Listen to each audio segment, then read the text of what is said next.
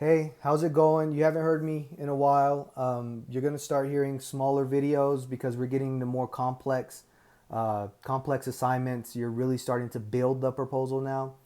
Um, this week, what you've been doing is doing your justification, which is the introduction. It's the precursor to the introduction. But last week, what you did was a report operational definitions, and that's what I want to talk about in this video.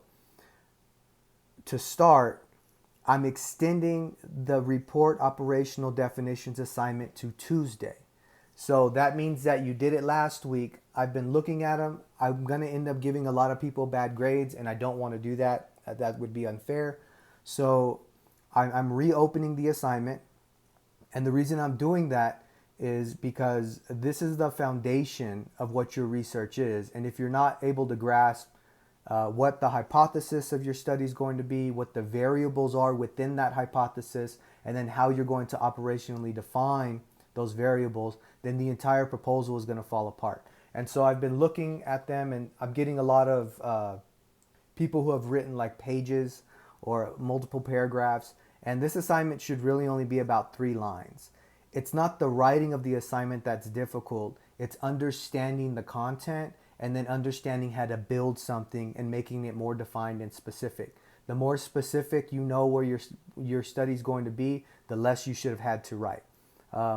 If you wrote me a big page, then it's likely that you were talking about either your procedure or you're giving me a generic explanation of what you want your study to be, which is okay, um, but but we're at a point right now where things have to be very specific. They have to be very direct. And so if you have a general idea of what you want your study to be, that that's what you should have had, and I'm glad that that's there.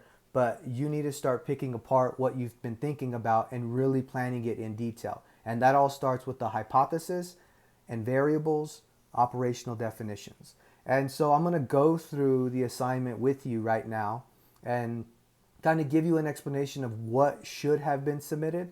And so after the video, you can go back and then you can resubmit. So when I talk about a hypothesis is not a question. A hypothesis is a direct statement that includes all of your variables and nothing else. And then it tells you what the relationship between those variables is going to be. That statement is developed from the research that you've read. So if you have not read the research, then you cannot develop the hypothesis. And that's what the difficult part of it is. If you haven't read the articles, then there's no way that you can develop a hypothesis because your entire introduction is you reviewing articles, building up a justification for why you can do a study with that hypothesis. And I'm going to run through a couple. Obviously, I'm not going to give student names or anything, but I'm going to run through a couple of the assignments that were submitted that I've looked at, and then we can kind of pick them apart a little bit. And obviously, that's at the benefit of everybody. If I do choose your article here or your assignment, that's really at the benefit of you because you're getting a direct comment. You're getting direct comments about that assignment. But let's start with the general idea of what this assignment was supposed to be. Your assignment was supposed to be one, a hypothesis, which is a statement about really what you're going to look at in your study. Again, not a question, not a paragraph, and only talk about the variables. So in the hypothesis, if I were to say something along the lines of uh, participants, what's a good individuals who have a diagnosis of major depressive disorder will have greater levels of empathy for you know uh, individuals within their surrounding or even not. That's really actually not that good.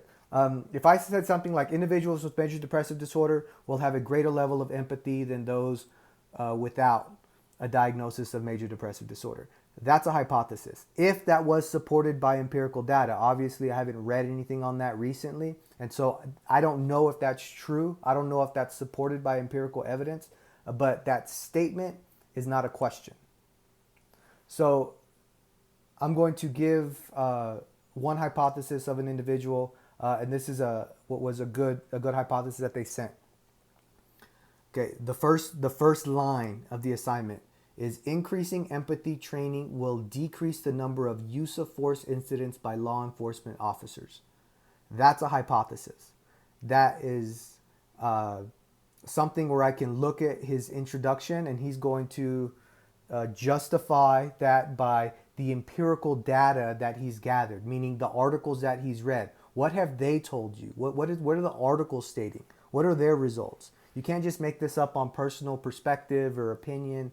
It has to be through empirical support. So the articles themselves. And when I look at that hypothesis, I know that one variable is going to be empathy training. And I know the other variable is going to be use of force incidents. The law enforcement officer part of it, that's not a variable. That's an inclusion-exclusion criteria for your participants, meaning this individual study is only going to include police officers or law enforcement officers. If an individual is not a law enforcement officer, then they aren't able to participate in the study. The second line, and this person got 100, and all they wrote were 2 quick statements. The second line, empathy training is defined as the application of the crisis intervention training as produced by the National Alliance on Mental Illness, meaning this person is operationally defining empathy training as an actual training that has been developed called the crisis intervention training. That crisis intervention training, which is a program, was developed by the National Alliance on Mental Illness. So the empathy training itself is, I'm not sure where the study is going, but it's probably something along the lines of some participants are going to be given that crisis intervention training, which is a title of an actual training that can be used. And then some people are not going to be given that empathy training. That's an operational definition. They're quantifying that by a numerical value of 0 means you get no training. A numerical value of 1 means you get the training. Now it can change.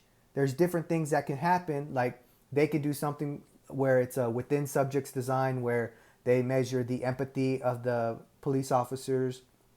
I apologize if I'm saying police officers and I need to be saying law enforcement. I'm just trying to get the video down quickly. So the individual that is completing this study, I do apologize if I'm using the wrong jargon and terms. So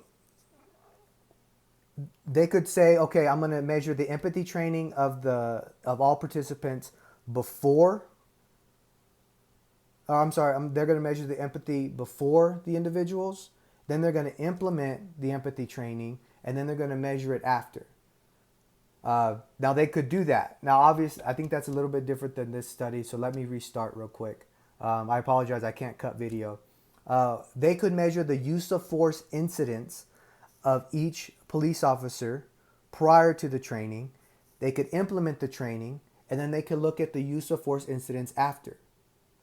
They could do that in terms of an entire department. They could look at a database and say how many uses of force incidents were there annually in 2019-2020. They could implement the training into the entire department, and then they could look at the value afterwards. Okay, that's the type of study, and I know that by looking at their hypothesis. So I know that the crisis intervention training, whether it's implemented or not implemented, that is how they're defining empathy training itself. They're not saying, well, I'm going to go over there and I'm going to give them a training that I'm going to make up myself, or I'm going to create a questionnaire, or empathy training is the training of individuals being able. They're not giving me a generalized kind of, I think this is what I can do. I'm going to throw things against the wall and see if they stick. It's very defined. I'm going to implement the crisis intervention training, which is a program, into law enforcement offices. The second variable is a use of force incident is defined by the FBI standard for use of force reporting. So when I think of that, one, I know that his second variable is use of force incidents. So in my mind, the operational definition should have been the number of use of force incidences occurring within a department or occurring within a single law enforcement officer. They need to give a numerical value to that variable. That variable needs to have a number. Did the person have 10 reports? Did the person have 20 reports? Did the person have 0 reports? I mean, what does that look like, and what are the numerical values? Because without the numerical value, we don't know if things are going up and down once we run the study. Now, when they say a use of force incident is defined by the FBI standards for use of force reporting, so clearly they're going to use the standards given by the FBI. So they know what use of force is going to be. But because they said use of force incidences in their hypothesis, there has to be that numerical value. So yes, they know what use of force is, and they have the reporting standards by the FBI that they've been valid and reliable. They're published by the FBI. That's what they can use to determine whether something is a use of force or not. But are they going to count them? Are they going to count each incident, and then each incident is going to be reported, and they're going to say, okay, the use of force incidents initially, then I provide the training, which is an actual training, and then I measure the use of force incidents after. Maybe it's something like I measure how many of these reports were given in 1 month. Then I do a month of training, and then how many of the reports in the 3rd month after the training. Right? That's a good study. There's a little bit that person has to tweak, and I left a comment. I really just be sure you understand that each variable will need to be quantified. So you will be counting the number of incidents, ? Does the reporting provide numerical values? Does that reporting from the FBI provide those numerical values? Because if so, then they can use that reporting. And so obviously they got full credit. There's some things and some questions that they have to tweak, but they're on their way because they have a hypothesis. It's a statement. It's supported by empirical evidence. They've given me their 2 variables, empathy training and use of force incidents, and they've given me 2 ways to operationally define. And the empathy training is the crisis intervention training, whether it's implemented or not. And the use of force incidents variable, it's the FBI standards for use of force reporting. And the one thing that was not clear in this assignment was how they were going to quantify the incidents. How are they going to report them? How are they going to get that numerical value? But all in all, that's a really good study, and that's all they needed to provide. So another good one is this one right here, and this individual also got 100. And again, I stopped grading because I want you guys to look and resubmit. Again, they wrote, I think it's a total of 3 sentences. And the hypothesis is parents with higher empathy levels have children with higher self-esteem. That is a hypothesis. It is backed by empirical evidence, meaning I know the person read their articles. They gathered what results have already occurred in the past. They've looked at what the limitations are in terms of what they can do better in their study. And then based off of what has already happened, they're predicting what's going to happen in their study. The next is a paragraph. Now, they could have put it in bullet points. It wouldn't have mattered, but this is a paragraph. It says, I will survey 50 students from UTPB by having them take the Rosenberg Self-Esteem Scale. They didn't have to tell me how 50 students, because this assignment has nothing to do with participants or how you're going to gather them. This is strictly hypothesis, variables, operational definitions.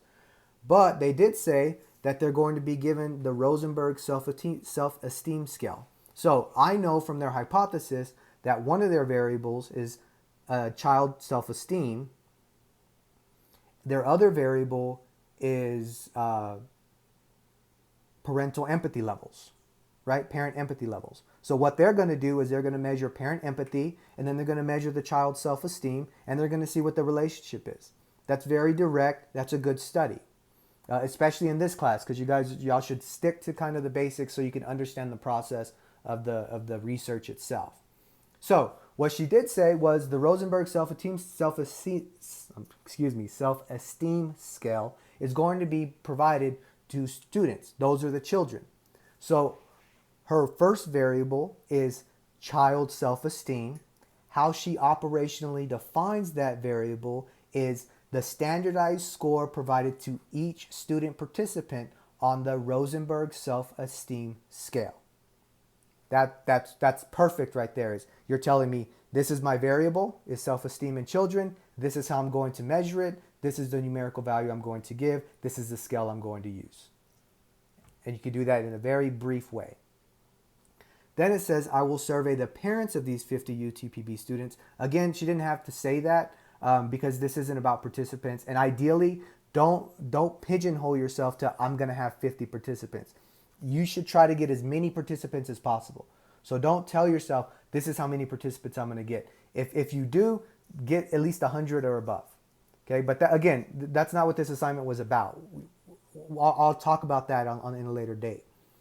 So what she says is she's going to use the empathy quotient scale that will measure empathy levels in parents. Essentially, that's what she's saying. So her other variable in that hypothesis was parental empathy, and it's operationally defined as each parent participant's standardized score on the empathy quotient scale.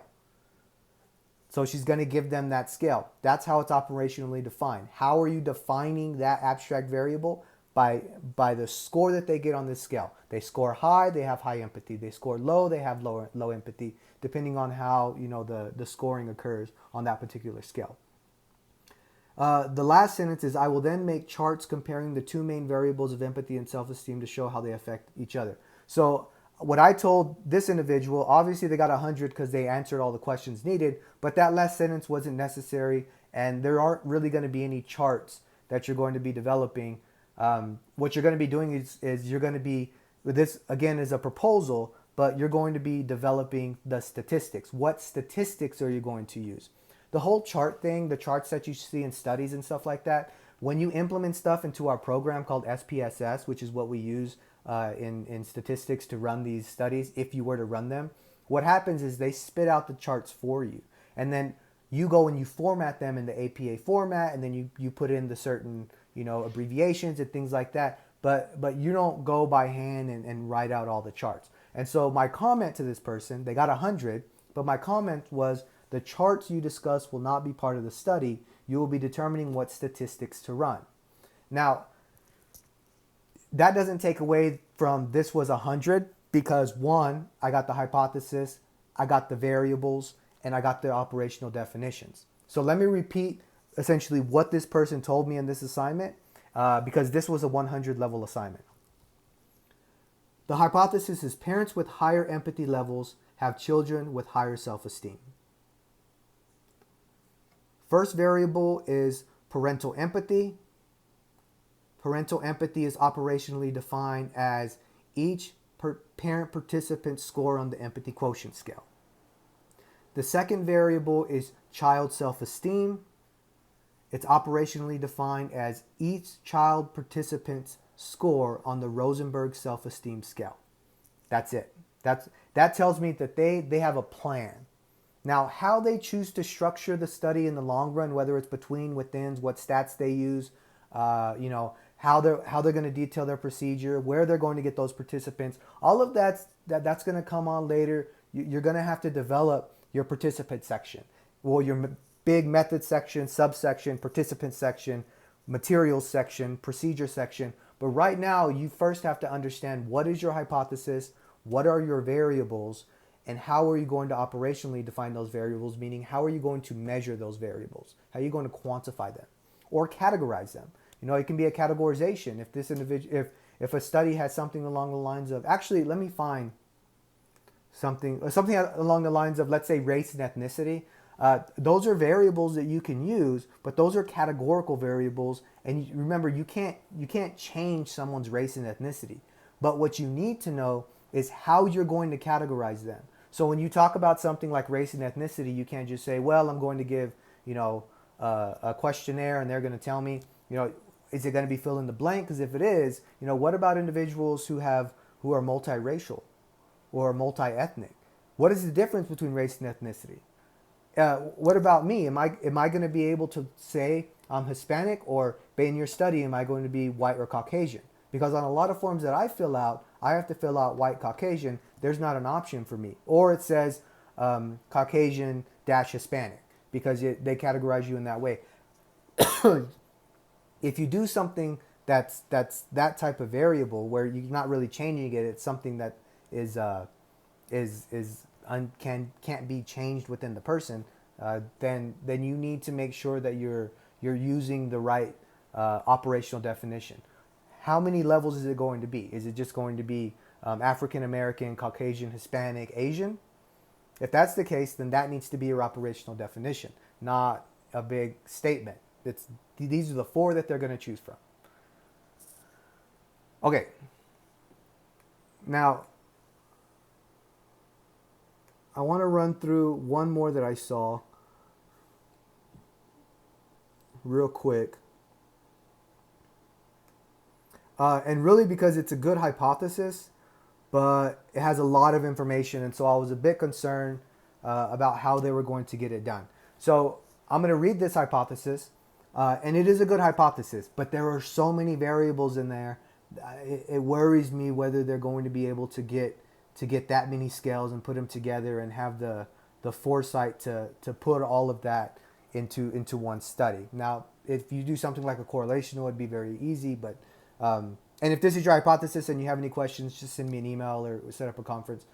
Good hypothesis though. So it says, when we combine positive parental skills, teacher support, empathy awareness, and empathy building skills, we can increase empathy in young children. That hypothesis is a good hypothesis if it is supported by the empirical evidence, but there's 5 variables. There's 5 variables in that one hypothesis. So when I read that, I look at it and I say, okay, good hypothesis given that the introduction, meaning the empirical articles that this individual has read, support this hypothesis statement fully. But as I read it, I say, okay, positive parental skills. Parental skills is one variable. Teacher support is another variable. Empathy awareness is another variable. And I'm not sure if that empathy awareness is teacher empathy awareness or parent empathy awareness. And empathy building skills, I'm not sure if that's building skills provided to the student, building skills provided to the parent, building skills provided to the teacher, and as that's expressed within the classroom or by the student, but that's a variable. And then increase, so child empathy is the last one. So you would have to come up with 5 different operational definitions and how that's going to work. And then there would have to be some clarity on who exactly is the empathy awareness directed towards and the building skills. But as I looked through it, so this, I couldn't give 100 to this assignment, but I saw that they were kind of on their way. I'm just a bit concerned because there's so many variables. And think of every time you add a variable, you're increasing your work exponentially. So having this many, if you're really good at research and you know what you're doing, and by all means. But if you're unclear that statement gave you 5 variables in your study, then maybe dial it back a bit and work with something a little bit easier. But so the operational, it says the study will be explanatory in terms of exploring options to increase empathy skills in young children. So that doesn't really provide me any information regarding variables or operational definitions. It says parents will answer self-report questionnaire about their child's empathy skills. So they're going to use the MQ. So for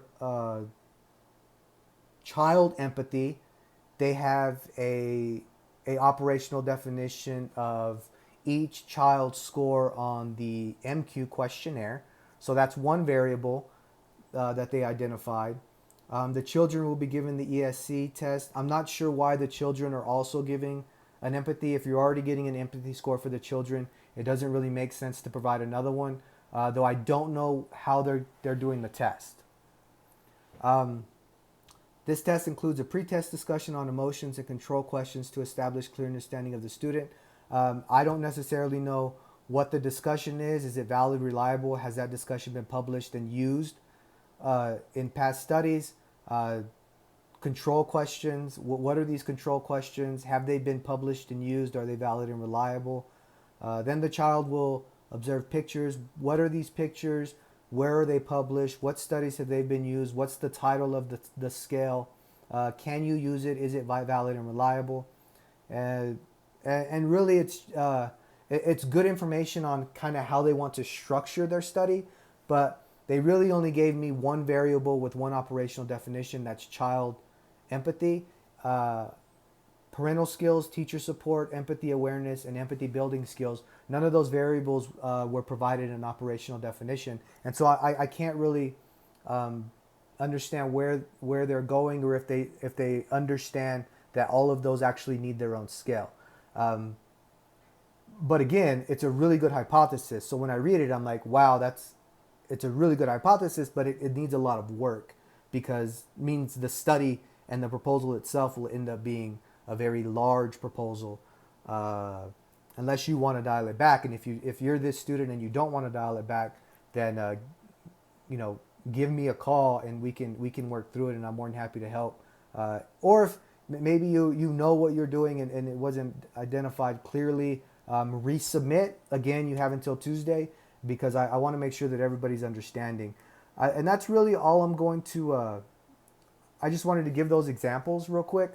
Those are all good assignments that were submitted. But remember, if you wrote a big paragraph or if you wrote a big page and you're telling me about your procedure and your participants, and there's nothing about the actual materials or the scales you're going to use, there's nothing about this is my variable. If your hypothesis is it's your research question, if you haven't, so any of that stuff, go ahead and go back and redo it. And if you have any questions, let me know. Again, you have until Tuesday. It's not a big deal if you did it incorrectly. It's a bigger deal that you understand where you're at, because as soon as you get it, then you can move forward. And this is a big assignment. It's a big piece that I want all of you guys to understand, because you won't be able to build a proposal without it. And I would say, lastly, if you're building a proposal without empathy, then you need to contact me, because that is a prerequisite for the course, the prerequisite for the proposal, that it includes empathy within the study. And that's it. I hope that's helpful. I hope it's helpful for everybody, but those of you who I talked about your proposal specifically, I hope that was helpful. If it wasn't, get to me. If those examples weren't helpful to you and you're still not understanding what to do, email me or call me. I set up a conference. Again, I'll be working on this all weekend. You have until Tuesday for this assignment. Thank you guys for paying attention. I'll probably try to cut my hair before I do another video, but I'm going to be doing another one today. And I'm going to start, instead of doing it assignment by assignment, I'm going to start sending them on section by section of the proposal. I got some feedback about the videos maybe being like you can't go back and watch them because they're a little too lengthy and you don't know where I'm talking about what. So I'm going to hone in on one subject per video. You'll have a list of them to choose from. That way, hopefully you have a list of them to choose from.